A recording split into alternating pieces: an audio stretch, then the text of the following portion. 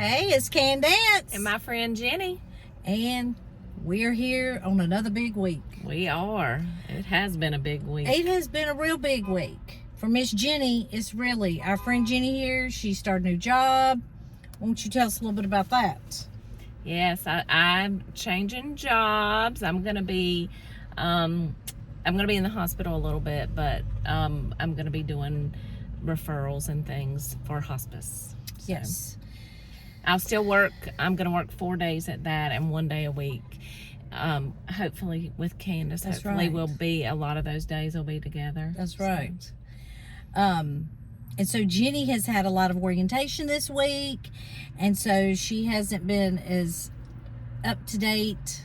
No. But in a way, I kind of like it, because then I can tell you what happened, and we can get a raw, just unbiased, in the moment, how you're feeling about what I'm telling you. That's right. You have watched a couple of clips, though. I watched a couple of clips. Yeah. So, as we all know, Lori was found competent. Yay. And we talked about that last time on our video. Yes. And so this time she had her arraignment. Which I did go back and watch that. You did go back and watch it. So we did have the arraignment. And of course, I listened to a lot of commentary about it. Of course, the most compelling is from the family members themselves. Yes. I don't know if you got to see it, but Crusher K, and she had her mom and Larry, and they were doing like a live, and they were telling some things about it. And I mean, when you go through stressful situations, and this would be like at the top of the list. Okay. Absolutely. And you add into it not just the events that happened and the loss that goes with that, but all this, having to travel somewhere, all of the financial part of it, the legal part of it, the media part of it, just overwhelming, right? But when human beings are put in stress, we really show what we're made of, right? That is true. I do know that. So I can say that those people are just made of just the greatest things, because I know you probably didn't get to see it, but Larry went up and he introduced himself to Lori's attorneys. Oh my goodness. I know, he did. To really, I just think he's class act anyways. Yes. But I think that, to kind of just put a face with, we are here for our family members. Right. And we just want you to know this is the face of those people. And we're going to be right here. Right? That's right. And Annie Cushing was there, and Crusher K was there. I don't know who all the people were in the courtroom. I don't know if Tammy's family was in there. But yeah, these when you're talking about these legal cases, or you're into true crime, or you're into the legal aspect of it, which I'm more into that part of the evidence and the collection of the evidence, and how we present the evidence in court, and the jury system. Right. And that is the stuff that just I just can't get enough of it. Right. So when you're into all of that, it's easy, because they tell you all the time on court TV when they're doing those breaks, the focus is on the defendants. The focus is not on the victims. The focus is not on the victims' families. Sometimes I've seen in cases where they don't even tell the jurors that these are the family members sitting behind. That's awful. The state. Yeah. I feel like that should be told. Yeah, it's so much of, and we're going to get into it more, because we're probably going to do 2 videos today, because we're going to talk about Johnny Depp's trial. Because you talk about, satisfying ain't even the word. It ain't even the word. It ain't even the word. And of course, you know, you're watching a trial that is about domestic violence. We have domestic violence in the Lori Daybell case.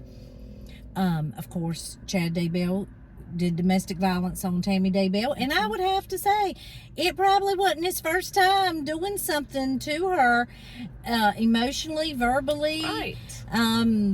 Some form of abuse to her, right? I doubt he just started off at murder. Oh yeah. And adultery. I doubt. Sure. But I mean, you know, again, we don't know. But anyway, we'll talk about Johnny Depp in a minute. Okay. But I mean, you know, again, you have just these women, and in Lori Vallow Daybell, I shouldn't have said that name. Lori Daybell, because I don't want to give her any credit for that. Oh no. But what I took away a lot from, I told you her appearance would look different. Taking a shower in the jail. Look. Did you see it? From the blown out, she still appeared to have makeup. But I think that they let them, on certain occasions, their attorneys can bring them clothes and, I mean, maybe a little bit of makeup. I don't know. I don't really know the rule on this, so I'm just going to say what I think I've heard. Again, I'm not an expert. But I think that until they've actually been convicted of the crime, that they allow them to look a certain way. I think that once they are found guilty of a crime and they come to court, I think they're in their shackles, their dress, and it may be different state by state, so I don't really know. Okay. But still. that may be why she was allowed to wear regular clothes, and Chad is allowed to wear the white shirt, the tie, you know, that sort of thing. But what did you think about how she looked? I mean, I think that why does she even have access to a curling iron to curl her hair? I mean, I just don't agree. I just don't feel like. Well, it might not have been a curling iron. And I'm going to tell you, Okay, I tell know me. that I talk a lot about TikTok to people I know, and you see people tying these socks up in their hair. Well, okay, maybe she did something like that. Or headscarves, and they wrap their hair and they sleep in it wet, and then they take it out and it's curled. So I don't know that she had access to a curling iron. She could have learned, because if she has access to social media, or she did in the mental institution, I'm sure these are things she knows. Plus, she's a hairdresser. Or she was a hairdresser. So it might not have been a curling iron. I don't know. It did look curled. It looked freshly curled. But it could have been that she left it wet, and, you know, I don't know how often they can take a shower. I know that it changed during COVID. They could only do it like every 3 days or something. So I'm not sure about all of that, but yeah, I mean, I think that she was trying to look, I guess, trying to look innocent or meek. Meek. That's a good word. She was trying to look meek. But They love to make them look like a librarian. yeah, and that's right. Those glasses. But look, she was. Now I did get to see like maybe the first hour of KJ's video, and then I am going to watch Cresha K, because I do want to see that. I'm hoping to get some downtime this weekend. That's right. And but I do think she smirked at the camera. Oh, I definitely think she smirked. I went back and watched So it, did I. and right off the bat, I was like, "There's a smirk." And she is. She's looking for that camera. It's like, I mean, it just goes to show she's all not about her. crazy. It's She's all about her. manipulative and narcissistic. It's all narcissistic. about her. Yes, it is. I mean, oh, And I'm going to tell you, the thing that I look at with Chad Daybell and her, and anybody else is accused of murder, especially of your children, you're the murderer of your children, or your spouse, or your parents, or your brother or sister, someone that you were supposed to have a love relationship with, right? There is nothing stronger than being a parent Right. Specifically, a mother to a child. Mm-hmm. Right? That's you would exactly agree. Right. I absolutely agree. You would agree. Absolutely. I mean, it just, nothing compares to it. No. They're reading, this is what like stood out to me. Watch her face. They are reading and they are saying, whether you did it or not, that your young children are dead. Dead. By the hands of someone. And I don't care if they died from an illness. Yes. You would be almost have to take a breath, guard your heart, guard yourself, maybe not guard yourself, maybe let it out, hold your person's hand beside you like, here it comes, here it comes. You know, a tornado's about to come over me. You know, how am I going to react? There was none of that. None. And you know, I know that sometimes you hear, I mean, I don't watch trials like you have watched trials, but I do, like, I have heard people say things like, you know, you're supposed to keep a, you know, just a straight face, don't show any emotion, these kind of things. But there's no way that it would be, number one, I wouldn't be able to keep a straight face. No. There would be no way for me to be able to keep a straight face. I mean, my heart would be broken so bad. There is no way that I would be able to keep a straight face. But I think it makes her look even worse that she's able to. Exactly. Like, she has no emotion. I feel like she has no emotion whatsoever. Well, I think there is a difference between your lawyer advising you not to show anger, disgust. You know, we're going over the emotions with KJ. And these are all things we're given by God, and they are our personality, right? So I think it's different to tell someone, you know, don't show anger, don't show disgust, don't smirk, don't act cocky, don't look like you're better than, don't make head movements, you know, just don't do those things. And, you know, Chad did those things in his preliminary hearing, and I know you still probably ain't watched it, but he done a lot of that, like, he was feeding John Pryor the questions to ask, like, to Melanie Gibb and things, and he kind of had this side look like, yeah, I'm getting one on you. Yeah, I'm telling something on you. That type of thing.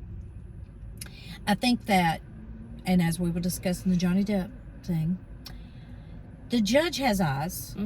The jury has eyes. Right. These people have eyes. And so I do think that you would want to show remorse. You would want to show just that you're human-like, that they're talking about your children or your wife. That's right. The mother of your children. And I do think the jury would be searching, which I know the jury isn't in there right now, but I'm just saying, I think that they would be looking to you, like when they're showing autopsy photos of your children, that you wouldn't be able to look at it. Right. That you would cry, that you would become unconsolable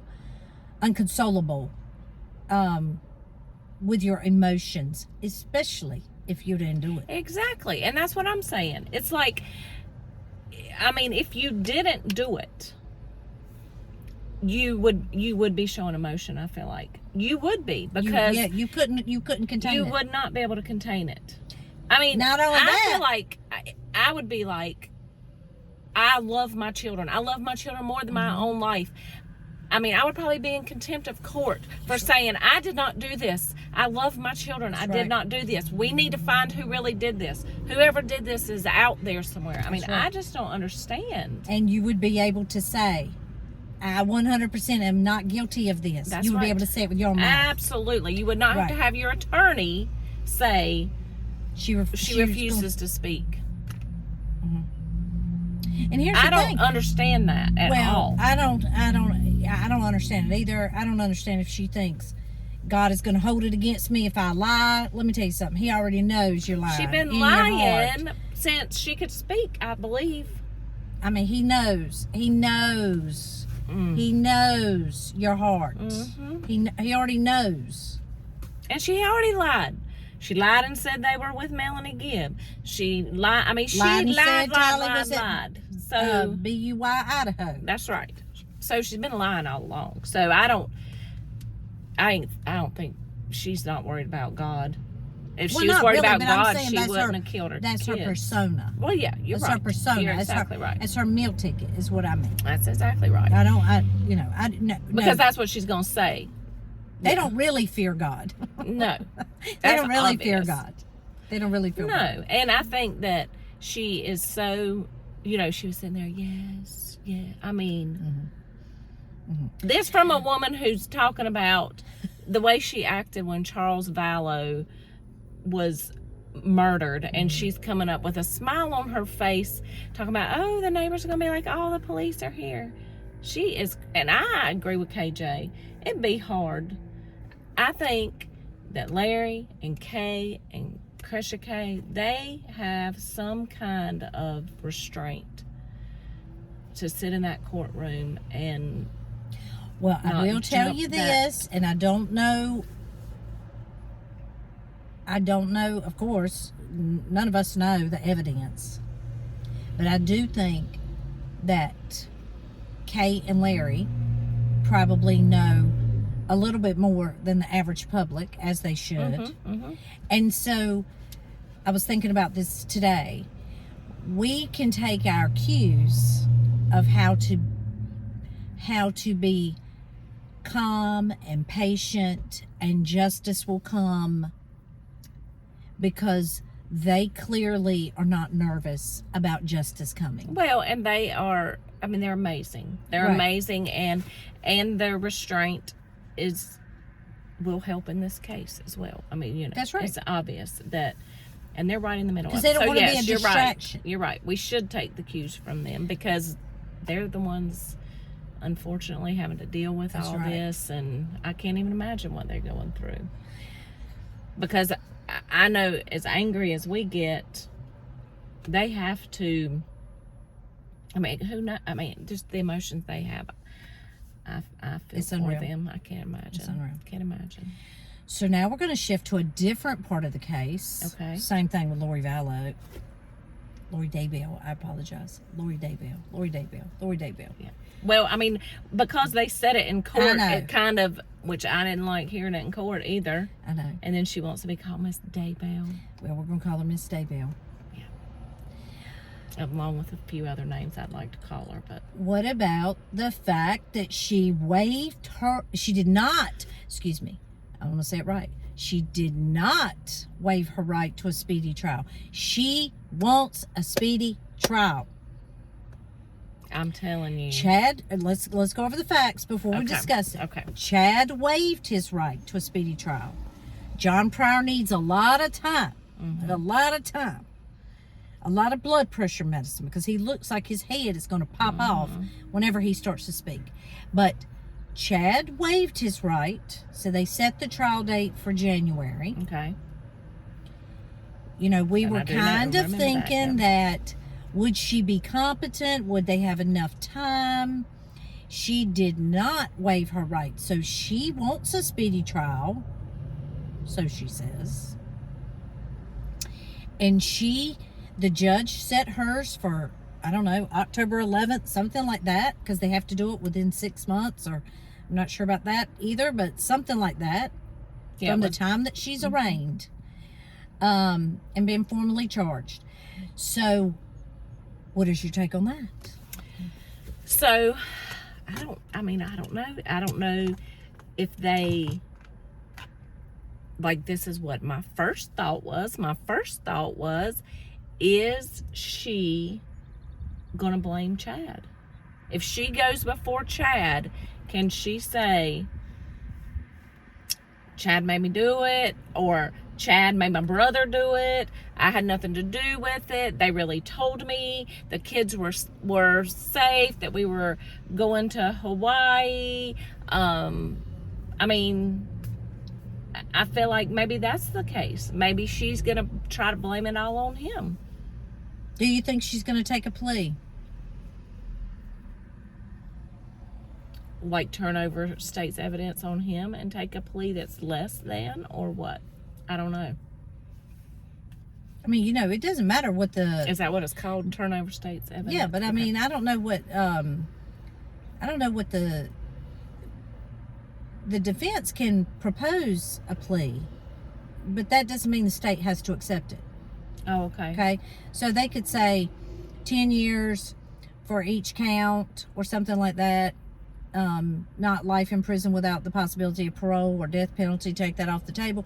The state doesn't have to accept whatever they come to the table with. If the state feels like, I mean, I hate to say it like this, but it's kind of like having a poker hand.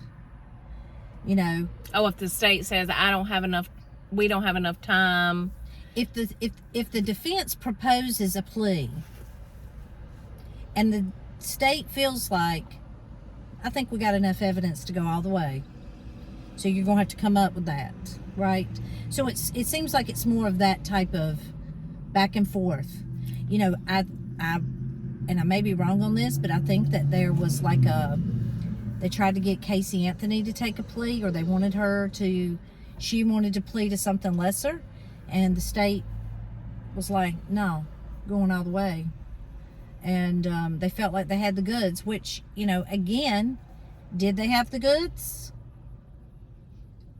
I mean, yeah, they had the goods. Yes. Yeah, they had the goods. Yeah, they had the goods. But, I mean, from what they knew, they had the goods. They just didn't anticipate that, you know. Well, and, you know, it has to be really difficult for a prosecutor because it's like what we're doing right now. We know a lot of stuff, and we will know a lot of stuff, and KJ will know a lot of stuff, and everybody that's really delved into this case will know a lot of stuff that will not even be shared in court. That's right. Well, like the Charles Vallow death will not be probably discussed at all in this trial against her children, right? Probably not. And so, you know, this video of how she acted after Charles was killed and all these things will not even be brought up. So to be a prosecutor and have to step back and say, this is going to be, you know, we're going to be able to talk about this in court, we're going to be able to talk about this, and then take away what you can't talk about and still know, because in the back of your mind you still know all this other stuff, which changes your whole picture of her, which the jury's not going to see. I would not want to be a prosecutor. I mean, Candace would. I would not. Yeah. I would not. But I don't know. I don't know why she did that. And so what will they do? Will they... Well, that's the $1 million question. So everybody's putting in their opinions of what does it mean? What is the, you know, is it a power play? Is she being serious? Does she want to get it over with? You know, everybody's having their, you know, will the judge go back and say, we're trying them together? He's done said twice they're trying them together. Will he say, Chad, you're just going to have to be in October 11th. We're either going to have to get her to waive her right to a speedy trial, or you're going to have to come forward. And I think what the defense can they done, force that? Can they do that? The judge can, yeah. But what can happen is the judge can force it, and what could happen is later on appeal is they say, you know, I was forced to, you know, my client was forced to do this. It put them in a bad light, being tried next to her. So you think they got together and they're trying to cause a mistrial? I don't think they're going to cause no mistrial, but I think they are trying to, ultimately, I think they're trying to get the judge to do one or the other. You're either going to try us together, or you're going to put it in Ada County. Oh. You're going to give us one. You're going to give us one. One we won't. Right? Yeah. That's what I think. I think it's a power play. I so think it's a power play. I do not believe 1 minute.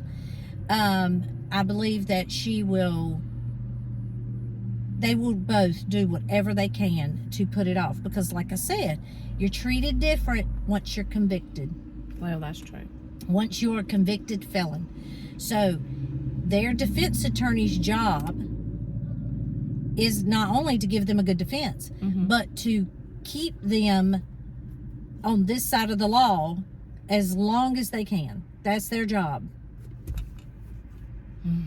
I don't think she's going to take no plea. I don't think she's going to admit to anything. And past behavior is the best predictor of the future. That's all I'm going to say. So do you think, well, yeah, because she doesn't care about any of her husbands. Does she really care about Chad? No. She didn't care about her children. She didn't care about nothing. She didn't care about her own brother. Got him all involved in this. And, then probably talked him into killing himself. She's a viper. Yeah. I mean, she's a viper. She takes the weakness of people. And when I say weakness, I don't mean like they're weak about it, but let's say she looks for their weakness. Or they tell her their weakness, or they tell her how they grew up, or they tell her something that they struggled with, and she exploits it like times a million. She's evil. She's evil. The devil lives in her. That's for sure. Yes. But yeah, that's what I think about this whole thing. That's crazy. I don't think she wants to go to trial no more. I mean, why would she want to go to trial and have all this evidence presented? First of all, if you wanted a speedy trial, then why'd you go to a mental institute for how long? 10 months. Yeah. Why didn't you just say, I don't think you have the goods. I didn't do it. Well, to me, her going to a mental institute for that long is waiving her rights when they realize, she is competent. She's just malingering, like they said. I mean, technically, she didn't have a speedy trial. No, she didn't. Technically. No. She would have already been tried. Exactly. She would have already been tried. We'd already know. She malingered. In a jail she cell malingered. Right now. That's right. Right? That's exactly right. And I know you probably didn't watch Chad's little thing. I did not see that. But that Rachel Smith, oh my gosh. She stood up and she said that, because they want the jury bust in. Which is what they did in Casey Anthony's trial. Let me tell you that. That's what they did. They went to a different part of Florida. They found the jury. They busted them in. Okay. And they did sequester them and all that stuff.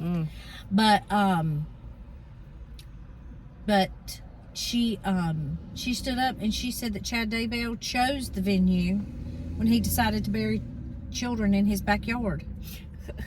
When he decided to kill his wife in Fremont County, he chose the venue. Well, that's right. What I think. And that's the truth, and that's how it should be. It 100% should be. Because it happened in that county. The people that live in that county have a right to be on the jury. I mean, it's affected their lives. Yeah. Right? Yeah. Yeah. I mean, like we've talked about before. I mean, if you took a bunch of people, I mean, why not? I mean, hey, I'm not asking them to come to North Carolina and pick us out. I mean, we would not be on the jury for sure. But, why, if this is so important to get this impartial thing, I mean, you would think that they would go to a different state, grab up 15 people who really probably know very little about it, because we know there are people who know nothing about it. That's right. There are people here that are like, what? When we tell them about the case, they know nothing. So. And there's probably people around there that know very little, right? Well, maybe not in that, right around there, but in Idaho, I'm sure there may be some. Yeah. I mean, right? So, but yeah, I believe it's all a power play. And what I want to say is Rachel Smith should say, and I don't doubt she will, that Chad Daybell decided they both stood in Hawaii on a beach and hooked themselves together legally. Then they had already hooked themselves together in crime. So guess what? You can hook yourself together with some handcuffs. Absolutely. Absolutely. stand trial together. Yes. Come on, judge boys. Yes. Put them together. I agree. Whether it's early or late. That's right. And I kind of prefer early. Yeah. That's what I prefer. But I mean, you know, whatever, however justice is going to come, that's what I want to see. Yes, we want to see We justice. want to see it done right, sure. done one time, you know, that sort of thing. But, yeah. And then know that they are in prison for the rest of their lives, or the death penalty, really. Yeah. It's just, you know, when we talk about facets of the case, I mean, now we got some traction going. Yeah, that's right. We got some traction going. So when do you think his decision will come out? Well, he's already said he ain't separating them. He's already set her trial date. He set Chad's trial date. So I think there's going to be some moving behind the scenes, shaking and baking. What's that from? From Talladega Nights. Some shaking and baking. Yes, that's right. Yeah. I want to see them stop getting their way on every issue. Yes. Which the judge ain't giving them everything. I mean, he keeps saying, I'm not separating it. I'm not separating it. I'm not separating it. Well, So we'll have to see how that plays out. Again, you know, at least we have some people with some teeth in there that are saying, hey, y'all decided to do this together. You decided to do it together. You decided where you were going to do it. You're going to be tried together, and you're going to be tried in that county with jurors from that county. Yes. Because I think that's how it should be. Oh, well, now they're not going to do that. I know.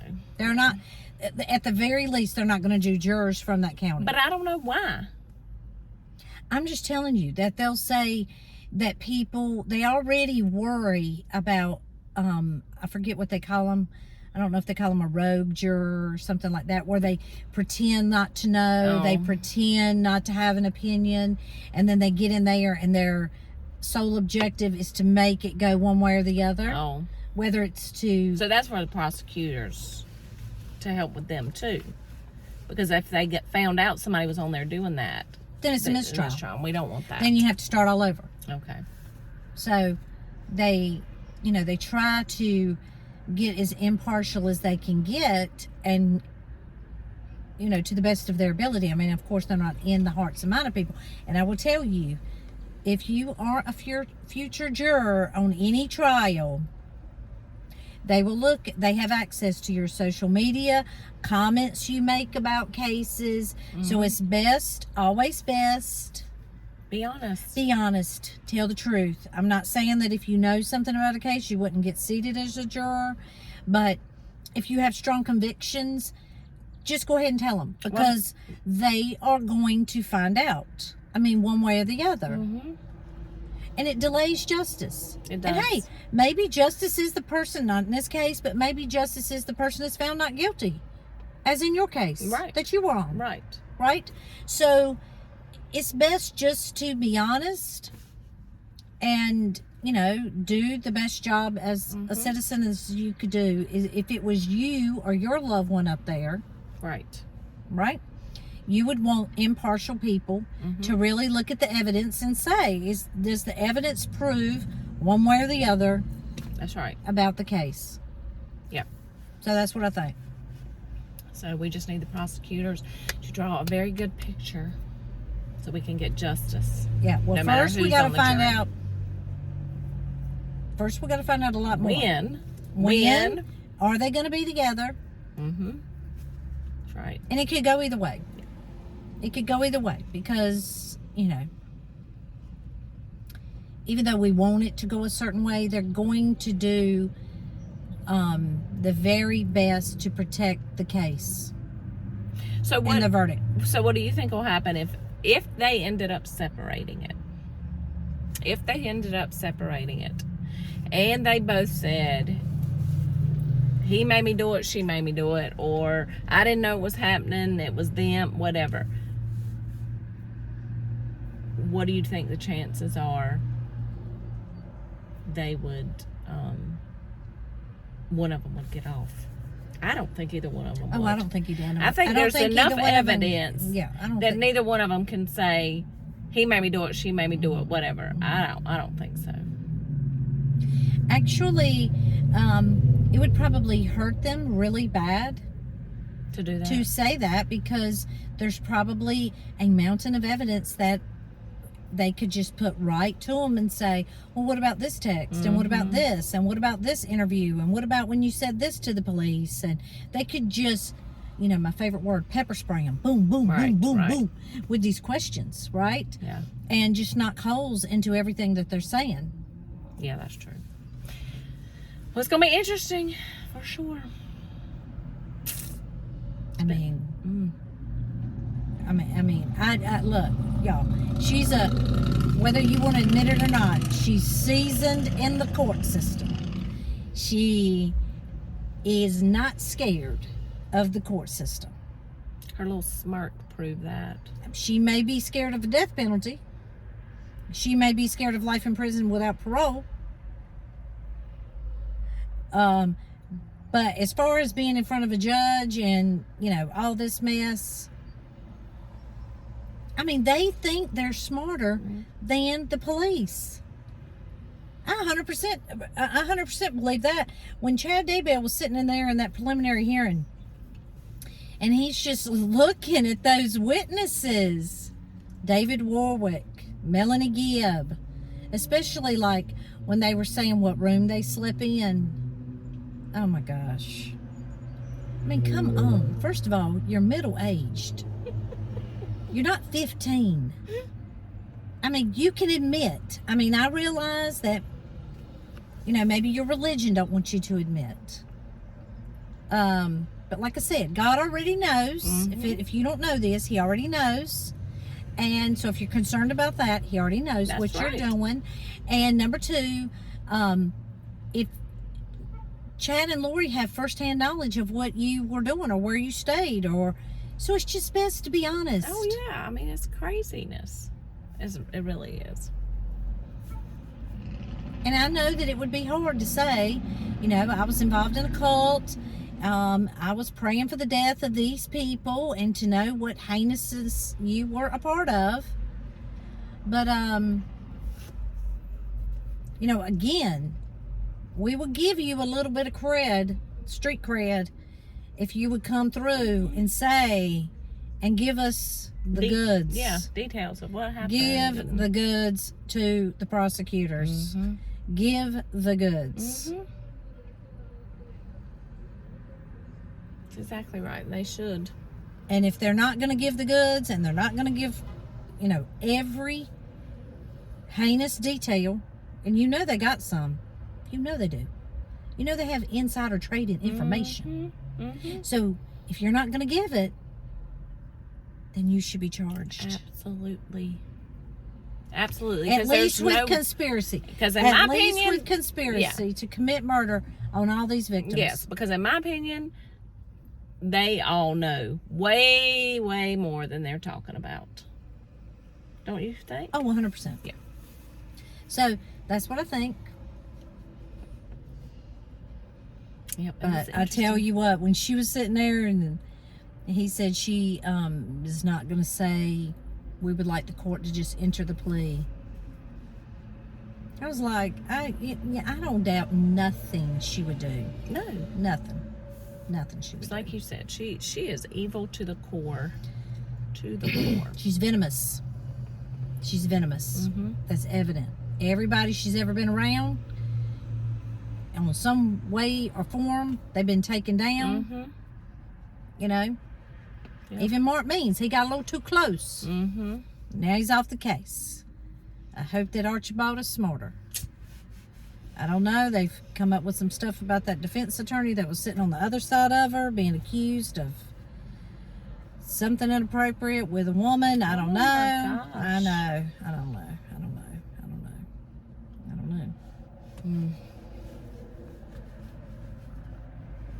Well, I don't know. But we'll see. Yep. And, you know, like I said, Now our choo-choo is going up the hill. Yeah, that's right. So, I mean,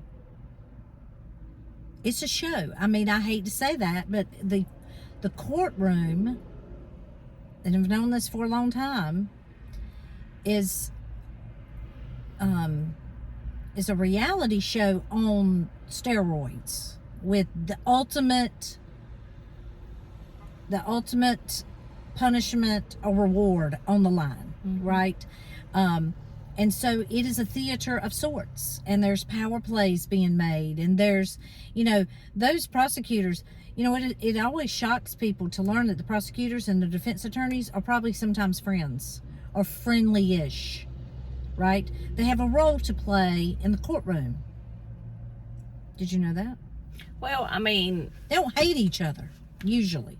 Yeah, I don't know that I realized that so much. And they go up against each other all the time, especially when they're in these same areas. So they know kind of what each other's going to do, and they kind of already know these things, right? So anyway, it's going to be interesting, that is for sure, to watch how it plays out. And praying for justice. That's what I'm going to be doing the whole time. It just you got to